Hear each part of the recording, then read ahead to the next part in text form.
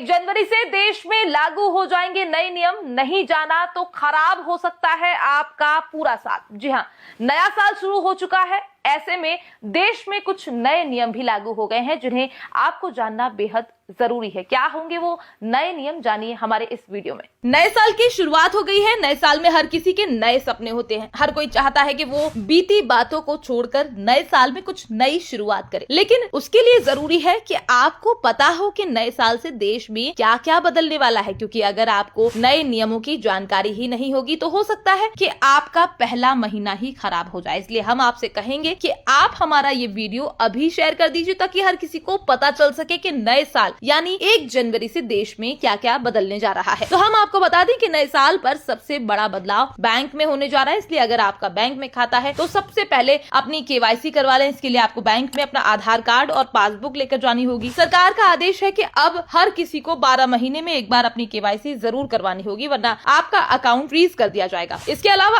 अगर आप यूपीआई यानी गूगल पे या फोन पे का प्रयोग करते हो तो आपके लिए अच्छी खबर है, क्योंकि अभी तक आप 24 घंटे में केवल 1 लाख रुपए का ही लेन देन कर पाते थे, लेकिन नए साल में आपकी ये लिमिट 2 लाख रुपए होने जा रही है। साथ ही आपके लिए एक बुरी खबर भी है, क्योंकि सरकार का कहना है कि अब से अगर आप यूपीआई के जरिए 5,000 रुपए से ज्यादा का लेन देन करते हैं तो उसे ट्रैक किया जाएगा, और अगर साल में 10 लाख तक का लेन देन करते हैं तो हो सकता है आपके घर इनकम टैक्स का नोटिस भी आ जाए, जिसके बाद आपको उन पैसों का जवाब देना पड़े। हालांकि अगर आप हिसाब दे देते तो आपको किसी भी तरह से घबराने की जरूरत नहीं है, लेकिन अगर आप हिसाब नहीं दे पाते हैं तो आपके ऊपर 84% टैक्स लगाया जा सकता है। साथ ही अगर आपने अभी तक आधार और पैन कार्ड लिंक नहीं करवाया है तो इसे आज ही करवा लें, क्योंकि नए साल से जिन भी लोगों का आधार पैन लिंक नहीं होगा उनका बैंक अकाउंट फ्रीज किया जा सकता है, जिसके बाद आपको परेशान होना पड़ सकता है। इसके अलावा अगर आप सरकारी योजनाओं का फायदा लेना चाहते हैं तो आपके लिए एक अच्छी खबर है, क्योंकि केंद्र सरकार इस साल एक नया पोर्टल तैयार करने जा रही है जिसके अंदर सभी योजनाओं को एक साथ दिखाया जाएगा। यानी अब आपको अलग अलग योजना के लिए अलग अलग वेबसाइट पर नहीं जाना होगा। साथ ही अगर आपके घर स्मार्ट मीटर लगा हुआ है तो आपके लिए एक अच्छी खबर। सरकार का कहना है कि जिन लोगों के घर स्मार्ट मीटर लगा है उन्हें बिजली बिल में 15 से 20% तक की छूट दी जाएगी। इसलिए अगर आपके घर अभी तक स्मार्ट मीटर नहीं लगा है तो इसे जल्दी से लगवा लें।